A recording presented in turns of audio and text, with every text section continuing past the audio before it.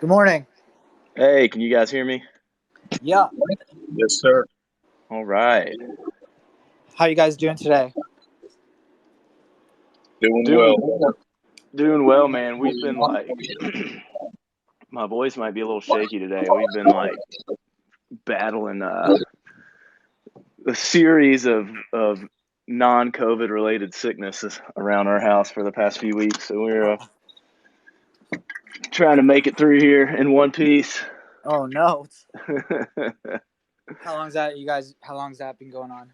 Man, it's really I guess just having like a young like a toddler running around. He's like constantly got just something.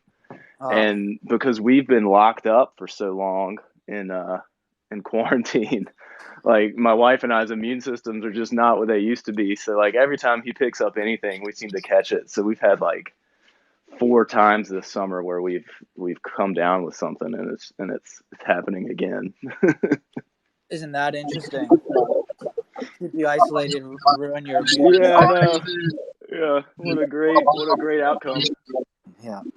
Let that boy go run around in the dirt and eat some bugs. That's right. Yeah. And yesterday it rained, and he was outside, and he just like took a fistful of rain puddle water and shoved it in his mouth, and I was like, that's great. That's a good way to up your immune system and maybe get worms. But he seems to be doing all right. Good. I hope you guys recover quickly. Yeah, man, it's no big thing. How y'all doing? We're doing good here, man. I got my I'm gonna praise myself a bit. I got my birthday yesterday, so today we got a big birthday party planned with the fam. Pretty jacked about it. That's right. Happy birthday. Thanks, man. Yeah, Kyla, happy birthday, brother. Thank you, sir. You're 23. You're looking good. 38. Whoa. Yeah. Yeah, that's Life still. is just beginning though, so I'm feeling good. Um, this is going to be a great discussion, I think. Um, it's pretty personal to me. As you know, I'm a pretty young father. We have one son. He's 3 years old, and man, such it's been an emotional roller coaster, but not with him, with myself. A lot of self discoveries. Being a father now, they say your life's going to completely change, and it's absolutely true. And I think that that's true for the lucky ones, um, because I grew up with my dad. I absolutely love my dad and so grateful to have him as a father. But we grew up with him having a, a pretty uh, big temper, let's say, to say the least. He's known to be an angry person, very sensitive, um, and I grew up, and I'm he grew up. I grew up with him always telling me, "Oh, just wait till you're a father. You're going to be doing the exact same things that I do, and you're going to hate yourself for it." And I never. He would say that often, and I never believed him. I never be like, "There's no way that I'm going to be yelling at my kids. There's no way I'm going to be threatening to hit him with the belt." By the way, he never hit us, but he'd always threaten us with the belt. And there's no way that I'm going to shame them when they make a mistake. And lo and behold, my son was 1 years old, and it was one of those days where the house was a mess, pressed for time, and I can't remember exactly that he dropped food on the floor or something. He threw his plate or something, and I yelled at him, and I remember just staring at him, making sure he knew that I was angry. And I remember him looking back at me, and I saw the fear that I had with my dad, and I instantly remembered, every moment that my dad would stare me down the way I was staring him down. And I was like, no, this is not happening. I need to make a change. And it's been a very long journey and a very tough journey. But I'm proud to say for the last 6 months that I've committed to no yelling in the home. I've committed to dealing with emotion um, a lot differently than how I used to be. I'm no longer using emotions as reasons to react. I'm now considering them as signals to respond in a way that I'd like the outcome to be. And so, by having this kind of discipline and including some patience and presence in my life, I know that this is only going to make things better for my son and future uh, generations. So I thought, why not discuss this? Um, because this is going to help fatherhood for future generations, and talk about what I like to say, like emotional management. What do you guys have to say about that? I think that's great, man. I think it's great that you're taking things to the next level. And I truly believe that as men, as fathers, we should always look to expand our minds, improve our bodies. And you telling your story, it just reminds me of, when we look to create better habits and improve, whether it's mental, emotional fortitude, mental fortitude, or physicality. When you're, let's say you're going to want to become fit, you have to create good habits. And if you're surrounded by people or your family who everybody is obese, they're going to mock you, they're going to ridicule you, and they're not going to want to see you grow. And that's a whole nother dynamic in itself. But the same is true when you start to put yourself around good, capable men, right? When you want to grow your mental fortitude and you want to make sure that you are responding and you aren't reacting to your kids, you're going to get a lot of pushback because there's people who don't want to grow in that way. And I think as men, we need to be around other men who say, you know what does it mean to be a good man? It means to have emotion, but keep them under control, right? And especially not react to the smallest person in our lives who need us to be emotionally stable. And that's how we teach our kids to have emotional stability. If your kids are overreactive, um, they're insensitive, or they don't care about anybody else, there's probably a good chance that learning it from you, and we try to correct that by having them behave better than we're behaving ourselves. So we need to be called out on it, right? We need to always look to improve and make the circumstances the best that we can. And you're only going to do that by reaching out and getting help and talking to other good men. Yeah, absolutely. Uh, they, like I said, my kid's 3 years old, and it's so true that they say that they're like sponges. They just absorb and like to mimic and copy everything we do. And I think it's hilarious and sad at the same time that you'll have parents, scolding their kids for swearing, um, but yet, it's more than likely that they pick that up from the parents' behavior or whatever they say. Same with, like, oh, my kid's got attitude. Well, what kind of attitude are you showing them, right? We forget that they're only behaving from what we show them. And so, just like our habits, uh, how we respond to emotions is how they're going to respond emotionally as well. Yeah, for everybody who's listening right now, first of all, I would say you've got an expert on the line in Anthony. So it's a gift that we're able to learn from him and hear his perspective because he has a lot to share on this subject. And for anyone who's listening and who's struggling with these things, the first thing I would tell you as a man, as a father, is to take the pressure off of yourself because this is something that we all struggle with, and none of us are going to be perfect. So if you're sitting here expecting to be the mat to go from 0 to 100 and be the master of your emotions overnight, that's not going to happen. But what is important is that we understand that this is an important journey to undertake. This is something that we have to begin the process of becoming someone who's able to control our reactions in our emotions. And it all starts with self-awareness. So we have to understand, what is it that is driving these emotional reactions? Is it frustration at work? Is it um, feeling feeling guilty, or feeling feelings of regret, or being disappointed in the way we were raised and letting patterns sort of repeat themselves?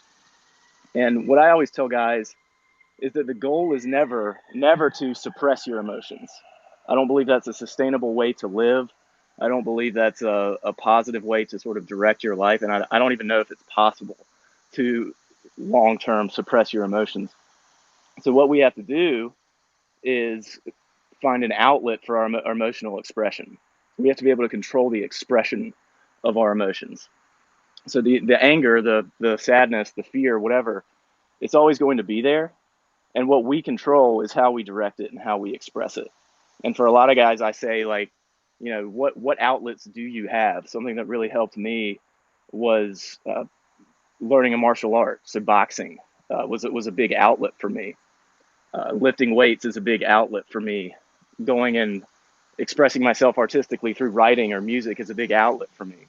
And if guys don't have anything like that, that's sort of a way they can funnel and direct their emotional expression. That's the first step, I think. Is Well, the first step is learning yourself, knowing yourself, trying to understand where these emotions are coming from. And the second step is finding a way to express these emotions in a healthy way, because we can't suppress them, but we can direct their expression. We can direct the time, the manner, the audience of the expression of our emotions. And that's the key to saving our families from a negative expression of these things. Yeah, 100%. There's a famous guy who, a few centuries ago said, "Know thyself," and that's an important element to it.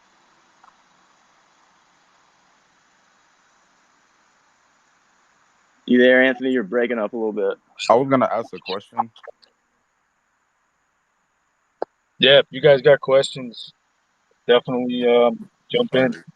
So, firstly, I want to say that the question I was gonna ask is, how do you like, how do you respect your father, or how does how do you pick up the traits to respect your father without even him being emotionally unavailable? Because in my situation, so for example, when I was 15, my dad passed away, but then as life went on and high school was coming up, I was learning how to meditate and stuff. So I kind of learned how to control my emotions. But before, my dad was my biggest trigger, and when that happened, I feel like I kind of grew from that, and I understand how to respect people now. But before, I used to kind of disrespect him a lot, but he was my trigger.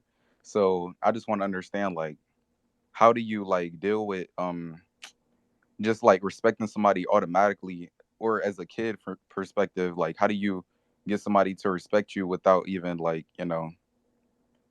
without them triggering you? I guess that's my question. What would your father do to trigger you? All right, so it's multiple things.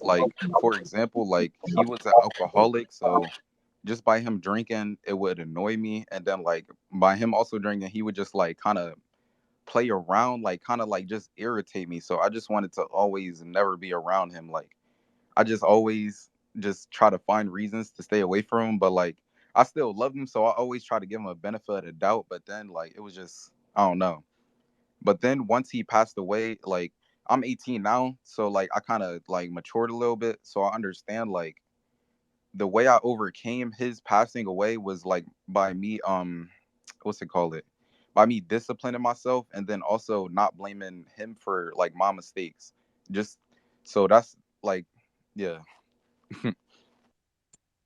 So I would say that the way that you improve yourself and what you might not have received from your father that you should have gotten as a child is you create a legacy. You make sure that when you have a kid that you can empathize with yourself and say, you know what, there were things in my childhood that I feel like I didn't get, and now I have the opportunity to give it to my son or to my daughter. And that's a big healing moment. Meditation is good, It clears your mind. Obviously, it helps you think. But there are things that you need to heal from, and you need to realize, no child, especially this conversation, future fathers, no child should ever feel that they were abandoned or neglected by their dad. I mean, besides the obvious physical abuse. So to to improve on that and to help you heal, you have an opportunity to create a family, to be a father. That's going to be one of your biggest allies in self-improvement. And you mentioned respect. Respect is something that we have to earn with other people, especially as a man. We have to earn the respect of other men. When we're a father, we don't automatically get respect from our kids because we have that title. We have to teach our kids what respect is. We have to show them by our attitude, by our influence, and by our demeanor, right? How we respond to them. If we're being supportive, if we're showing our kids what it means to be a good man, that's the lessons we teach them. So, I wouldn't feel too discouraged about what you didn't get from your dad. Take as much good that you might have learned from him and pass that on to your kids. The bad stuff is just stuff that you have to work on, and you're going to have to work on it when you become a dad. So, it's important to have a positive mindset. Yeah, Tamir, I agree with everything Anthony said. The only thing I'll say it's helped me deal with things like this is it's a really simple phrase: love people for where they're at and forgive people for where they are not. That is definitely a good quote. Yeah, what helped me, and Anthony hit on it a little bit, the topic of empathy. And empathy, I think, is really misunderstood in a lot of ways by a lot of people these days. But it sounds like you're struggling with something that I've struggled with a lot, which is you're holding on to a feeling of resentment of your dad. And we all probably, if we're being honest, have those feelings. There's things where like we wish our dads did different. Some of us are in a lot better position than others. Some of us had really really terrible experiences growing up. Some of us had good experiences, but it still wasn't perfect. And so we can hold on to these sort of feelings of resentment, or being like, well, why didn't I get to connect with my dad when my friends did, and why did they have these great experiences when I didn't? And what helped me was thinking about this is a way to think about empathy. Is you're 18 right now, right? I Mm-hmm. think so. I don't know how old your dad was when he had you, but what I had our kid when I was in my early 30s recently, and I think about myself right now. I don't know much. I bet there's a lot I don't know. I'm a lot better now than I was when I was 18, but I think about there's so much that I still need to learn and still need to get better at and still need to practice. And then I think about, well, I've got all these great resources at my disposal, and I've been sort of going on this process of self discovery for 10, 15 years, whatever it is. And I still feel like I'm missing a lot. And I still feel like I fall short a lot. Put myself in my dad's shoes. He didn't have any of the resources that I have. He was probably just as lost or confused when he was in his 20s as I was, if not way way more. And so it helped me to think about it from that perspective. Like, when you're a kid, you look up at your dad and he's like Superman. He's like a hero or a villain, depending on the relationship that you have. But he's on this pedestal. And as we grow into men and we discover that, like, wait, like there's a lot more to life than we thought when we were kids. It's really hard to navigate life as an adult, as a man. It allows us to have a little bit of grace and a little bit of empathy for where he is, where he was at that time, because we don't have it figured out, and he's no different than us. My dad's no different than I was. So he wasn't this perfect guy. He didn't have everything figured out. He didn't understand things the way that I assumed that he did when I was a kid. He probably feels a lot like I did, which is confused and trying to get better and trying to learn and trying to do the best that he can, but he's not perfect. And it's so much easier to realize that our dads aren't perfect when we become men ourselves, and we look around and be like, man, there's more to this than I thought there was. This is harder than I thought it was. So think about like the challenges that you face, Tamir, in your life, in your daily life, and the times that you're bewildered and confused or frustrated or angry or sad or mad. Your dad had all those too. He might have had them even more. So when you're holding on to this resentment or this anger with your dad, use that empathy, put yourself in his shoes, and be like, man, like, I struggle with a lot of things daily, all the time. When I was a kid, I didn't realize it, but my dad clearly was too. He clearly had these same struggles and these same complicated things in his life, and that can really help sort of humanize who your dad was and ultimately help you let go of a lot of those feelings. That's what works for that helped me a lot. I came of age, I got older, I was like, man, like when I was a kid, I thought my dad knew everything, but he's just like me. We're the same. We have the same DNA, and I don't know. There's a lot I don't know, even as an adult, and it helped me sort of put it in perspective and realize, he's not this perfect guy. He's a flawed human being, just like we all are, and he was doing what he knew, whether it was right or wrong. He's doing what he knew, and that really helped. Thank you. I appreciate it. I'll definitely take that. Absolutely, I agree with obviously everything you guys are saying. I want to just kind of Hello, highlight. guys. Uh, I have a question actually. yeah, just one second. We got Edgar next, but we'll get to you. I promise. Just want to make this last point about forgiveness. Um, it's taken a long time for me to quote unquote, you know, absolutely forgive my father, but something that really helped me understand the importance of it was considering that I need to show my son that I forgive my father, and show him what that looks like of me having a great relationship with my father now, versus how our relationship was growing up. I want my son to see that his father's having a great relationship with his father now, because it's forgiveness is absolutely powerful when you can include it in your life. Edgar, you've been waiting so patiently.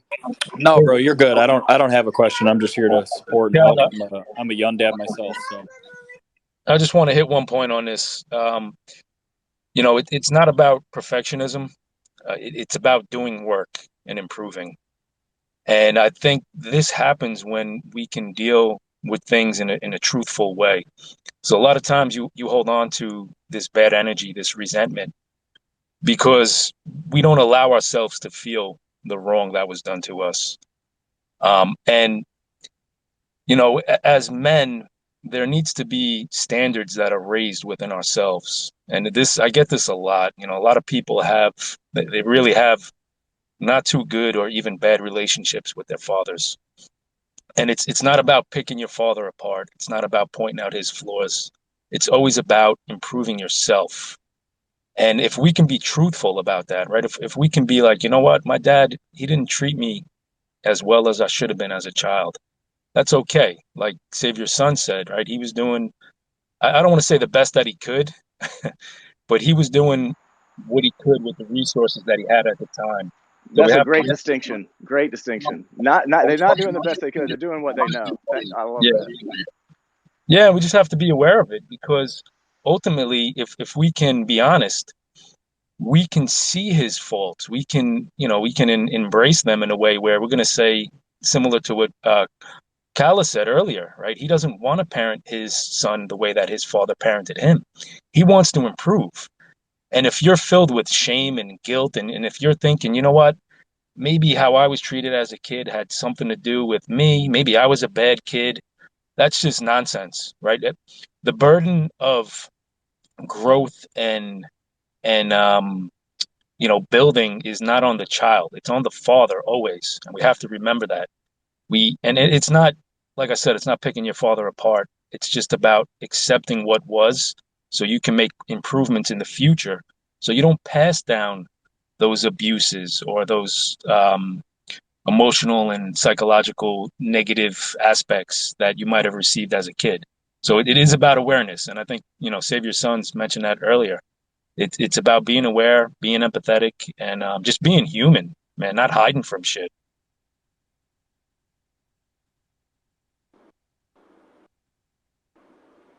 Absolutely. Um, I think we got. I'm gonna butcher this. Hayeki, is that your name? Yes, Hayeki. yes. I have two questions actually. First question: I will be a father in November. There will be a son, newborn, and I think, like, for me personally, when I think about my whole life, I think the most important thing is to like make him fit for social interactions with like other people, with other children. What is your opinion with like regarding this issue? Like, what's the most important thing that I need to teach my child? Something like this.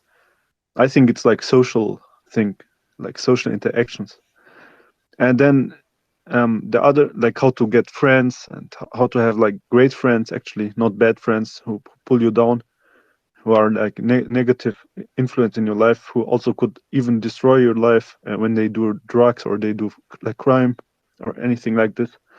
And also the other thing is also maybe like to be like modest person.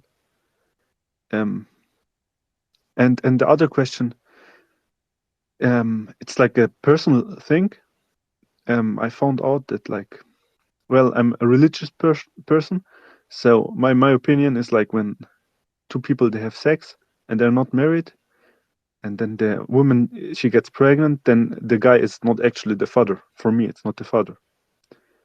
And yeah, I found out like that's the case with me. Like my mother, she got pregnant, and then they married after the fact, like 5 months after the fact. But I found it all only out like with 30. Like right now, I found it out, and for me, it's a very very difficult situation. So yeah, well, and he's not a good guy. He wasn't good to me at all. I was like a bank for him.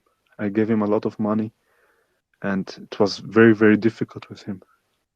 And he treated me really really bad. Lot of insults, lot of bad words. I don't even want to repeat it. Well, and I want to ask you guys for these two questions. That's a serious question. Lot to unpack there. I would just say that your worry about your son not fitting in or not making friends or being a part of this thing we call friendship. Going back to the emotional fortitude and being a man who's capable of controlling his emotions and being aware of his emotions and pouring out his heart to his children. The best way to combat your kid not getting into the wrong social groups or being in the wrong crowd, which we see all the time. So many parents complain that their kids are hanging out with other bad kids. When they're young, you're going to have a son soon. You set the foundation of what a healthy relationship looks like. This is your job as a father. And the best way you do that is by the examples that you give him from the moment he's born. Every interaction, you know, we create codependent children because we're not giving them what they need when they're dependent on us. So when they go out into the world, they're not going to base their attachment to other people on virtue and goodness. If we're not giving them that, they're going to attach to any piece of shit that gives them attention, right? Anybody who shows acknowledgement to them, they're going to run with that crowd. And it's not going to be based on anything that's good. It's going to be based on a whole bunch of other kids who are missing that fundamental need of nurturance and goodness and virtue and love and kindness and courage and anything you want to add to the list. So it's really an inadequacy that we've fostered in our own kids. And when it happens, we try to control the fuck out of it, right? We try to take over and say, how could my kid do this? And why are they involved with these people? And we never look at ourselves. So it's important to hold yourself accountable. Not saying that you're responsible for everything your kid does. Obviously we just want to be responsible for the good stuff, but you do have to, keep track of what you've shown him and the influence and examples you've given him from a very young age. Yeah, amen, Anthony. And what I would reiterate a lot of that is what are we doing when we go and we try to find a friend group or we go out and we try to make friends? at its simplest level, what we're doing is we're looking for acceptance. We're looking to feel like we belong, like somebody likes us. We're looking to feel like we're a part of something, even if it's just a couple knucklehead friends from the neighborhood. And as parents, your kids are going to be looking for that acceptance. They're always going to be looking for that. I remember, I'm fortunate that I'm able to remember what it was like to be.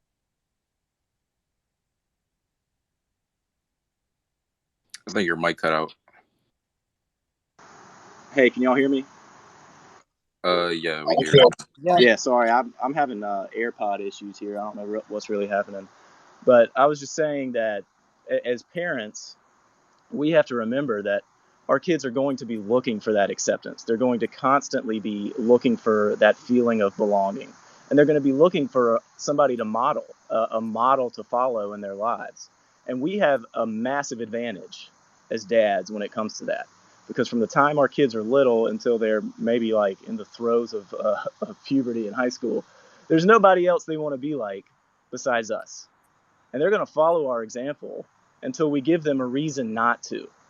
And they're going to be, if we can show that we accept them and that we're here for them, and they can be, if we're modeling what a healthy life, healthy relationships look like, they're going to follow that example. And when we give them a reason not to, when we can't lead our own lives, when we're doing things that we know deep down aren't appropriate to do, they're going to look for other examples. They're going to look for other ways to feel accepted because we've let them down. And so, like Anthony said, we have to look at ourselves first. That's absolutely spot on. If you're worried about the friend groups that your kids are choosing, they're looking for acceptance. And the acceptance that they're looking for, it always has to start with us. We have to start, we are the ones that they ultimately want to model their lives after. That's the advantage we have as parents. So let's give them something that's positive, that's a good a good model for them to adopt, and let's accept them. Let's give them that acceptance that they're looking for, because if we don't give it to them, they're going to look for that acceptance somewhere else. And if we don't give them a model that's worth following, they're going to find another one somewhere else. And it's probably not going to be one that we like or approve of or is healthy. 100%.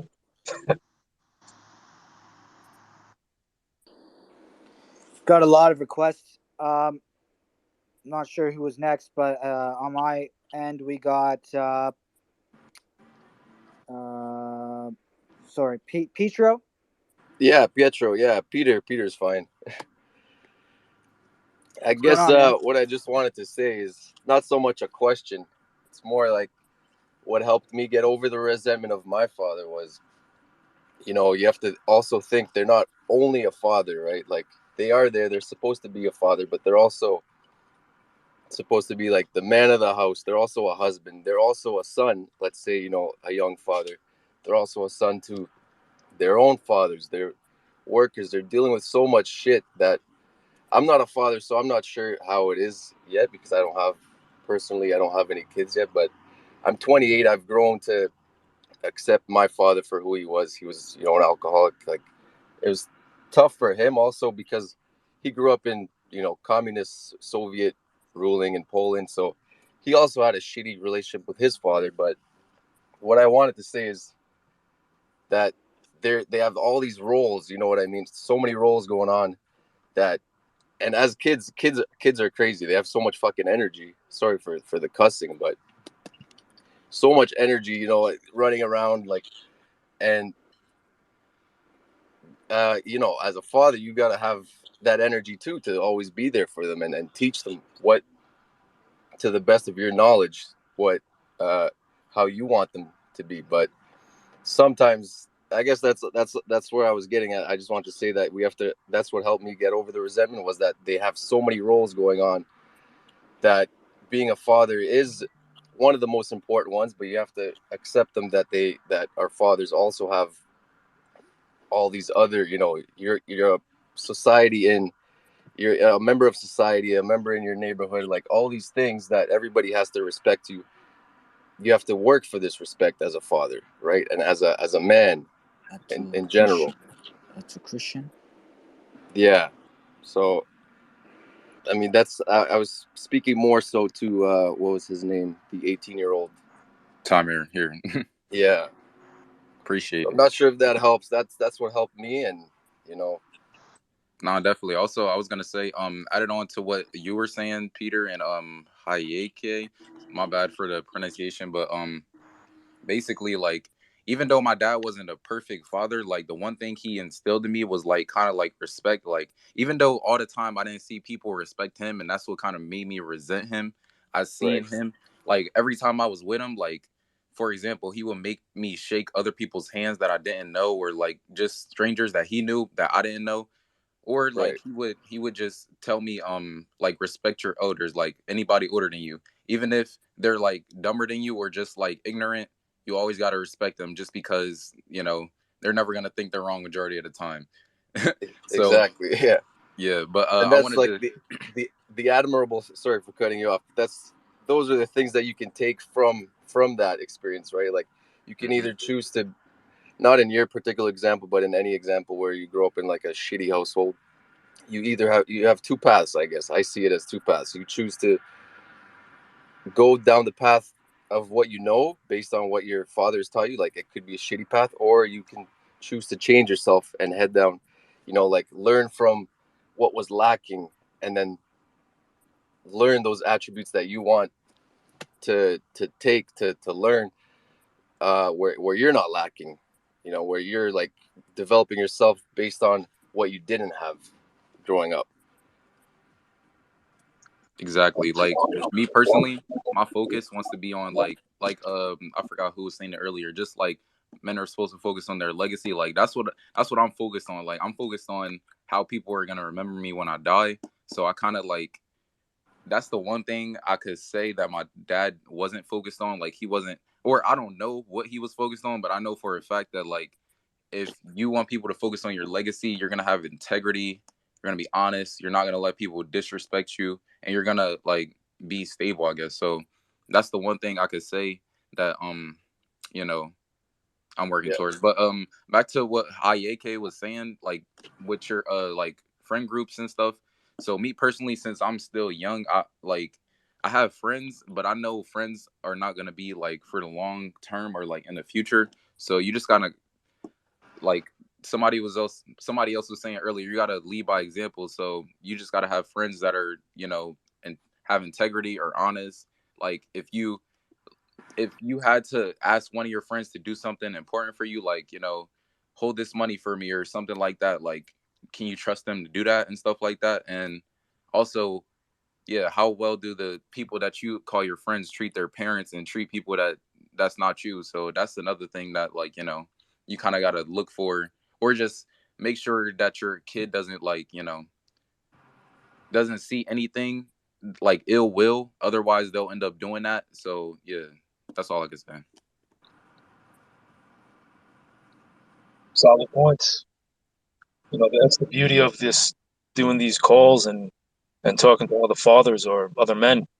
You always have a choice. You always have a choice to improve and put and be in charge of what goes into your mind, whether you're from an abusive household or you're from a shitty communist country, right? They can't control your thoughts and your progression of who you're going to be as a man. So this is something in society, as a whole, we need to realize that we're not victims. We're not helpless. We can always get improvement. We can always dictate where our life is going to go by just making simple changes and changing who we spend our time with and who we talk to. So that's the beauty of all this, right? We don't have to be victims. We can always make change and improve every minute, every day. yep, Yeah, and Peter, I love the way you framed it. Is that there's all these different roles that our dads are playing, and to us, they're our dad. That's the main role. We know they go to work, and we know they have their own friends and their own parents and families and social obligations. But to us, they're our dads, and that's the only way we can sort of see them and think about them. And you said exactly. something that I think this is for anybody who's on this call, who's struggling to forgive their dad, or who's struggling to wrestling with their memories of their dad and worrying that they're going to repeat the cycle. You mentioned that where you are right now, you don't know what it's like to be a dad. You don't know what's going to change or what it's going to feel like. And here's the answer to what's going to change is nothing. You're going to be the same guy. If you had a kid 9 months from now, and I mean you're improving yourself, I'm assuming, but you're generally going to be the same guy then as you are now. So our dads aren't magic. They don't have any sort of secret knowledge, or there's nothing that happens the day you become a dad where you automatically have everything figured out. And that's one thing that I think is really helpful for guys when they're trying to empathize and understand with where their dads are coming from, is that they're the same guy. As soon as they become a dad, they're the same guy as they were the day before. There's nothing magic that happens. Except, Peter, what I love about your framework is they're the same guy, except they have one more role now. One more really important and complicated and difficult role is that all of a sudden they're the same guy they were before, but now they're a dad, and they have a life that they're responsible for. And so I love the way you frame that, and I think that's really helpful for anybody who's trying to empathize with their dads and understand where their dads were coming from. They're the same guys they were before they had you. They had you, nothing magic happened, but they have all these other roles in society, and they just got the hardest, most important, most difficult one the day you were born. And I think if you think about it that way, it can really change the perception that you have, and a lot of the negative memories that you have might come into focus a little more clearly for what they are, which is our dads may not have been doing the best they could, but they were doing what they knew. They were doing what they knew, and there's nothing magic that happens when you become a dad and you automatically have it all figured out. The only thing that changes is that you have this massive new role, this massive new responsibility overnight, and it's hard. It's not easy. Yeah, you got a lot of 100%.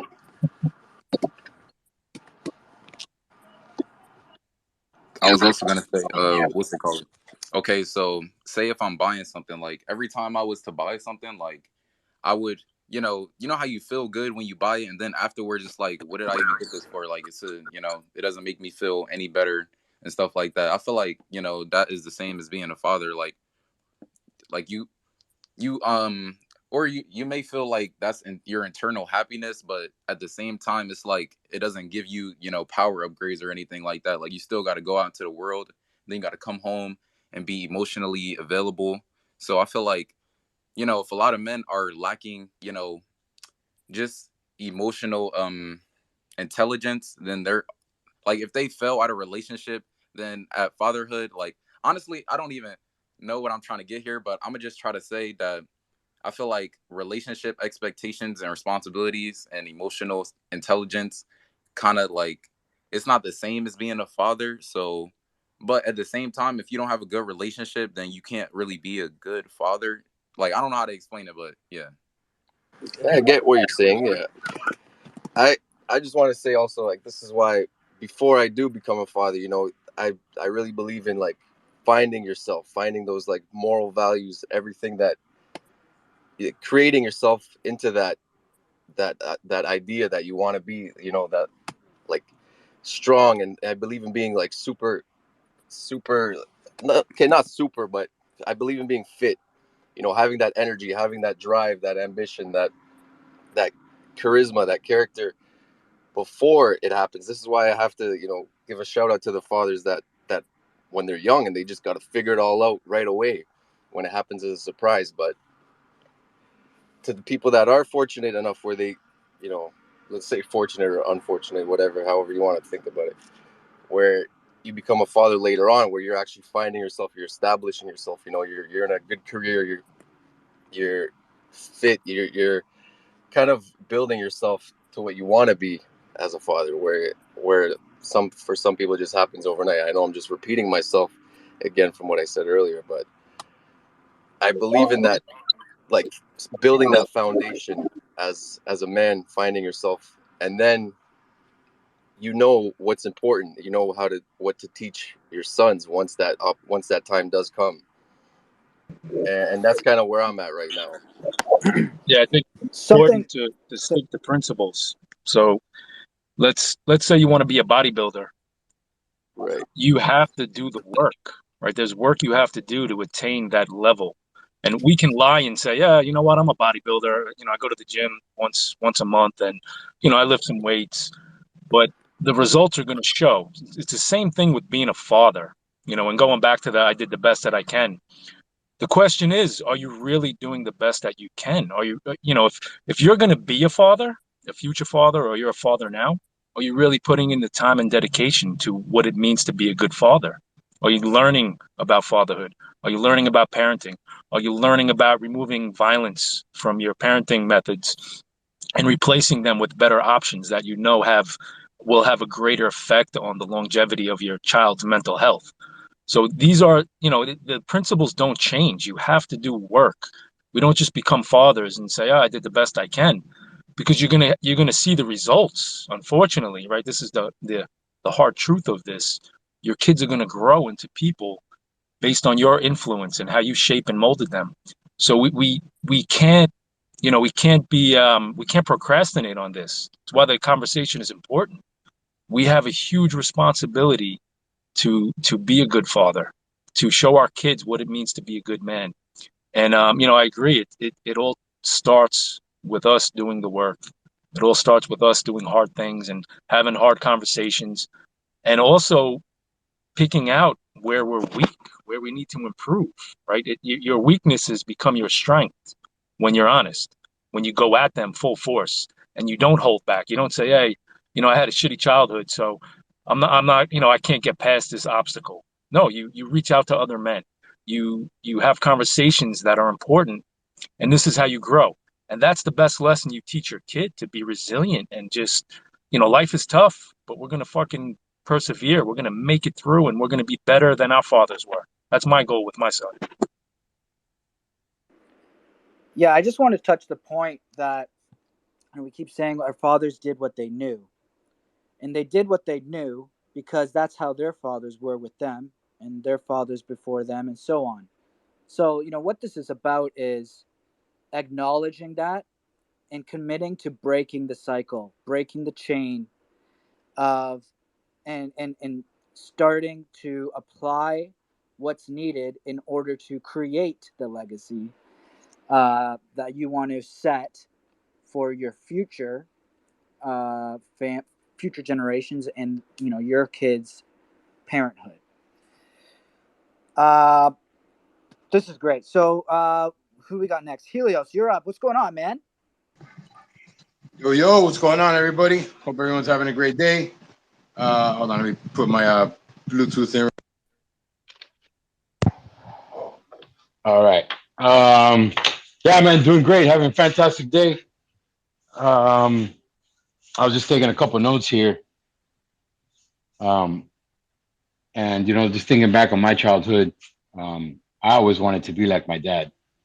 And my dad he was a powerful figure. Everyone respected him out of fear, including myself.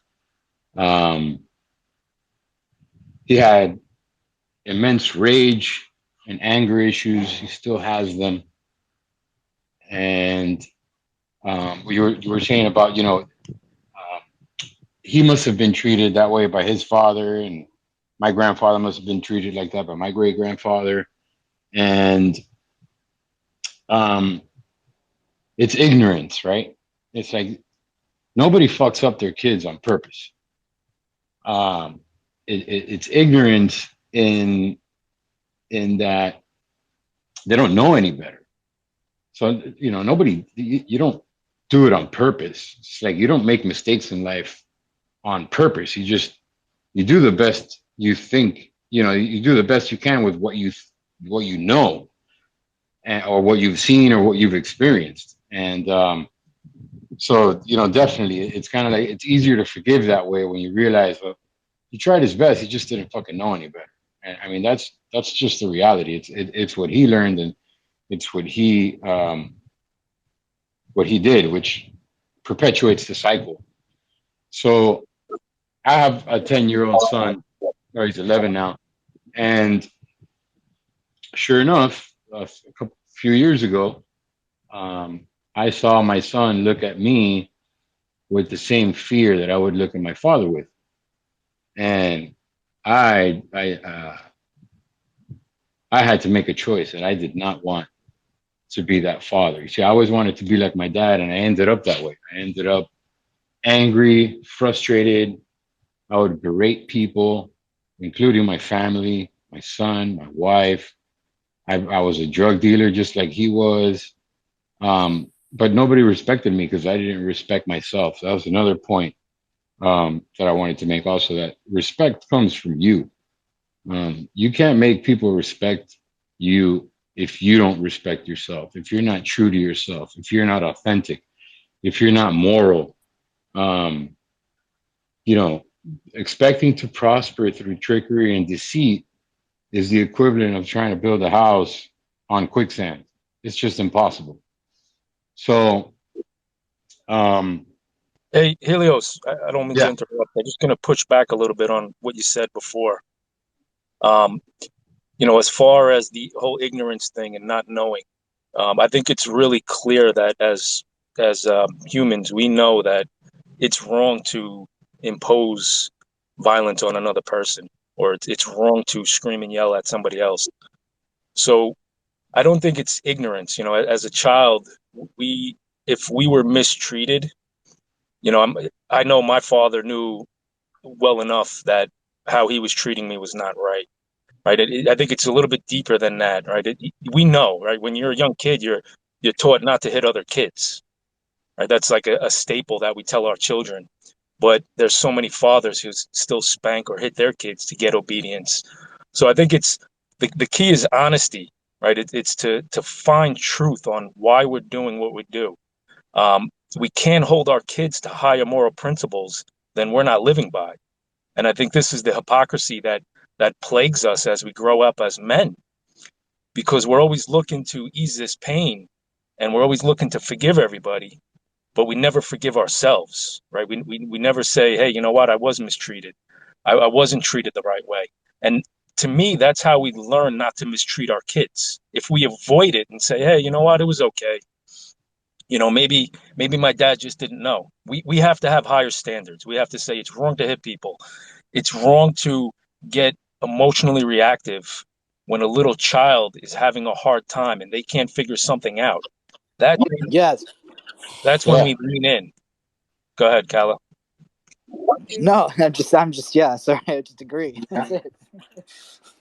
Yeah. Uh, Helios and Anthony, I have been listening for a while, and it's something that I would like to just say something about because speaking from the angle from which Helios talked about, I think we all can agree that we all had different upbringing from a different cultural mindset and a different community and environment.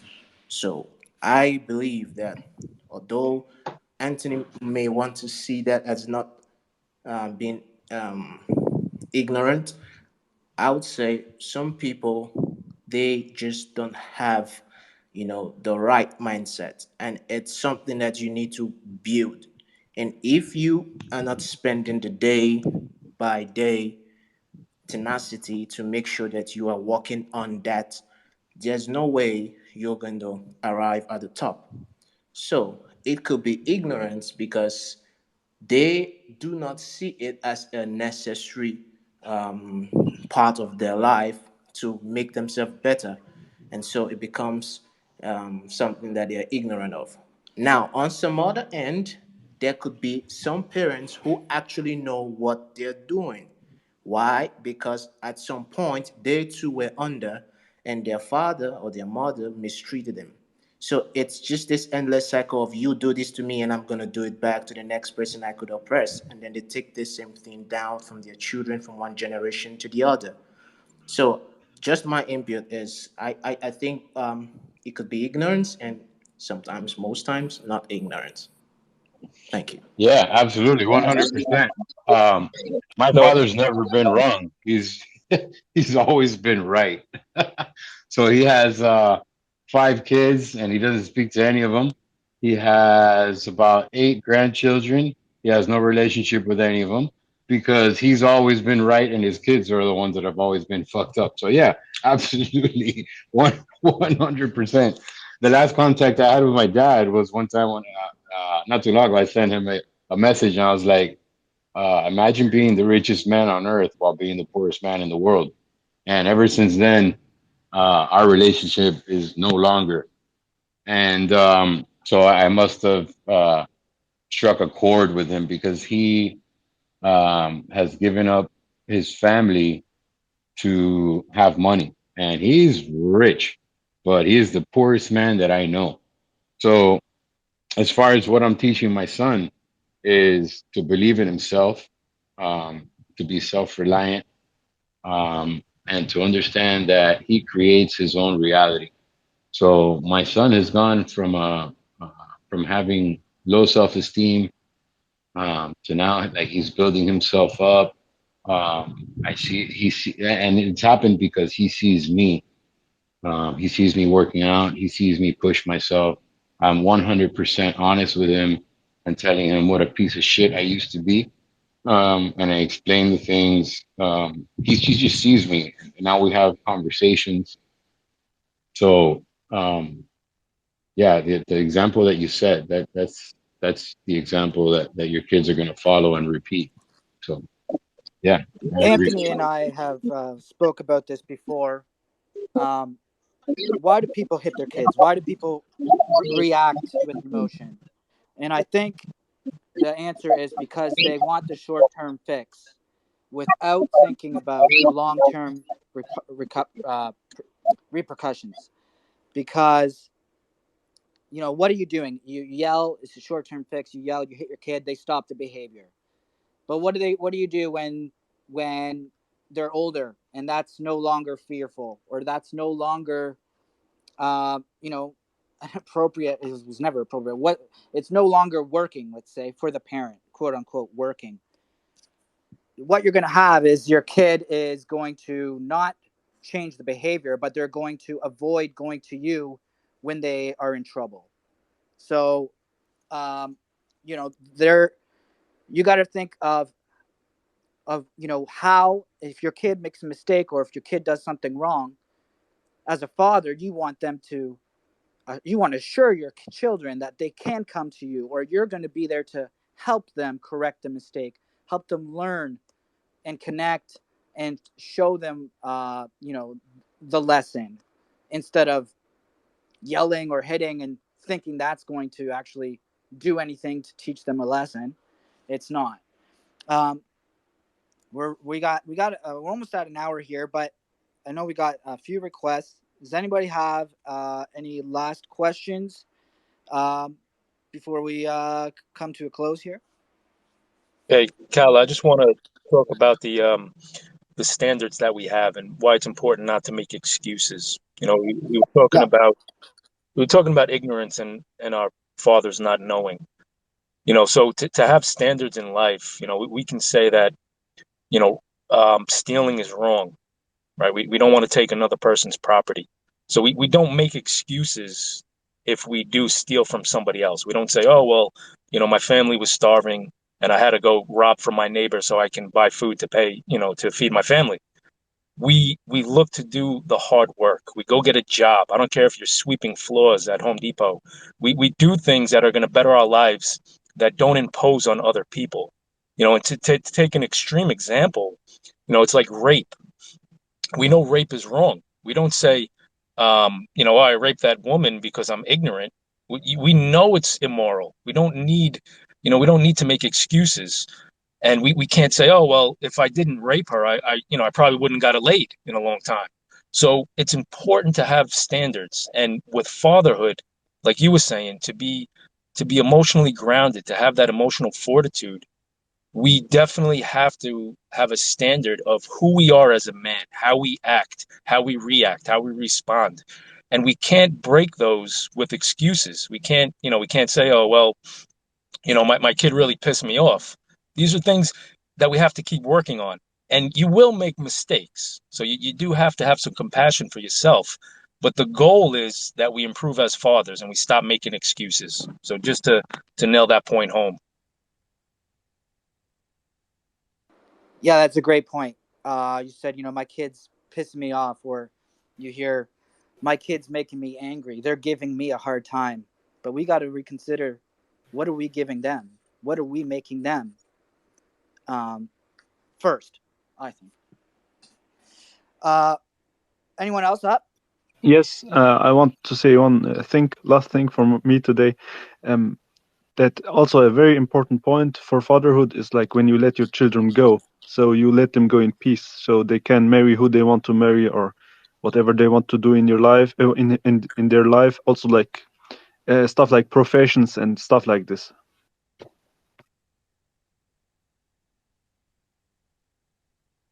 Hello, am I audible? Hey guys, it's been super knowledgeable. Thanks for everything. I'm at work actually. I'm gonna go, but love yourselves, love your sons, and love everybody. And always work on yourself. Train everything. See you guys. Later, man. Fellas, I gotta run here too. This, as always, appreciate all you guys.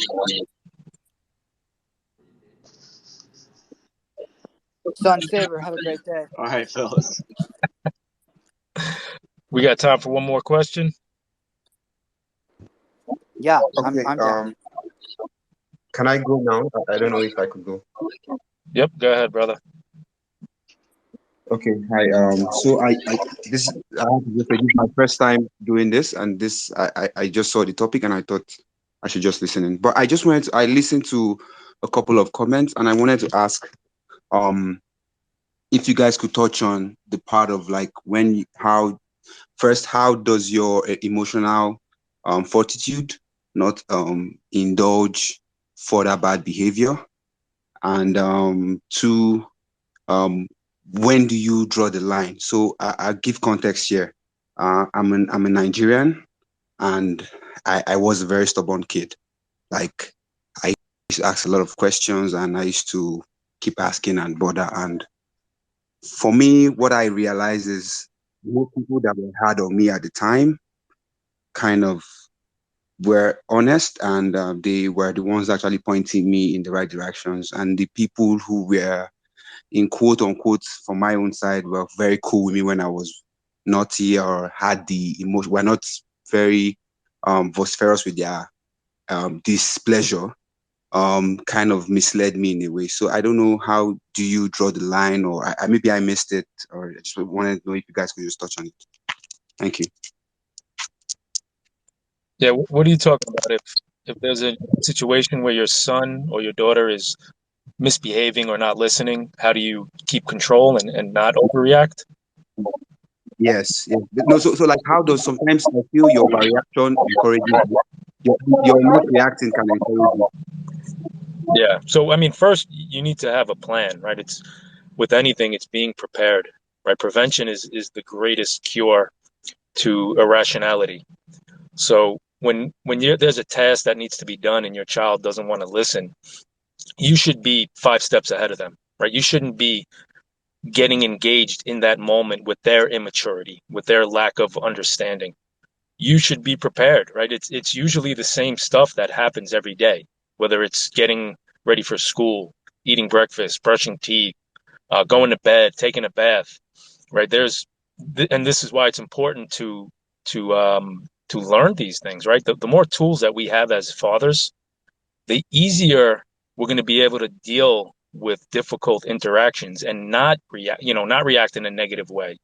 So what you'll find as you start taking these small steps to improve yourself and how you behave, your child picks up on those signals and they're going to be more receptive, right? And instead of them pushing back and saying, I want to do this, and you might see them as spoiled brats or kids who are just obnoxious, they'll start to say, you know what, dad cares about me. He's taking the time, right? He's really working hard at this. And you can have those conversations with your kids. You could say, hey, bud, I know we used to scream and yell, and I used to threaten to take away the TV and your video games if you don't listen, but I'm going to make changes now. I want to be a better dad, and I need help from you.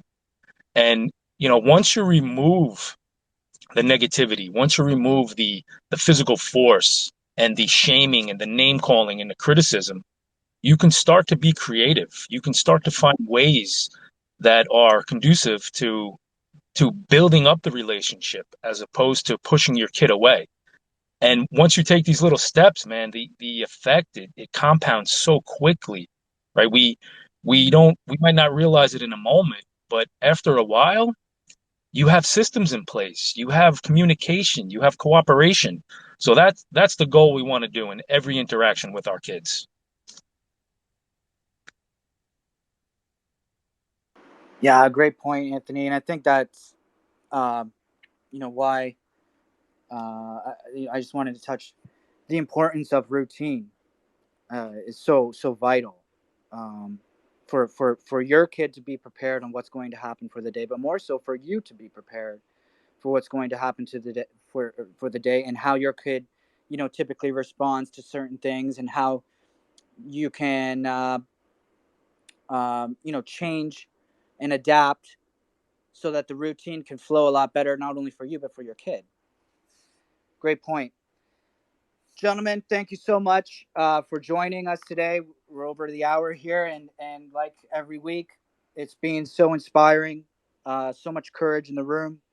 Thank you, everyone, for tuning in. We will be doing this every second Saturday on Twitter Space.